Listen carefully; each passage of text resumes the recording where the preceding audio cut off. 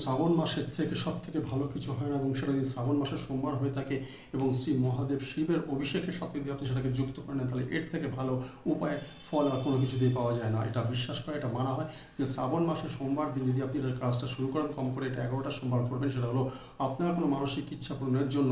সেটা কি না, আপনি শিব মহাদেবের অভিষেক আরতির সময় তাকে দুধ এবং মধু দিয়ে তাকে অভিষেক করান। দুধ মধু দিয়ে অভিষেক করানোর পর কিন্তু অবশ্যই পরিষ্কার জল দিয়ে তাকে আবার অভিষেক করে পরিষ্কার করে দেবেন, এবং সেই সঙ্গে 5টি বেলপাতা আপনি নিন। 5টি নিখুঁত বেলপাতার মধ্যে সাদা চন্দন দিয়ে আপনি যদি ওং লিখে 3টে পাতার মধ্যে ওং লিখলেন, সাদা চন্দন দিয়ে এরকমভাবে 5টি বেলপাতা ত্রিপাত্রা সহ 5টি বেলপাতা দেবে ওং লিখে আপনি শিবজিকে অর্পণ করুন, শিবজির মাথায় নিবেদন করুন, অর্পণ করুন আপনার মনের ইচ্ছা সেটা জানানোর সাথে সাথে, এবং ওং নমঃ শিবায় জপ করতে করতে আপনি এই ক্রিয়াটি করুন।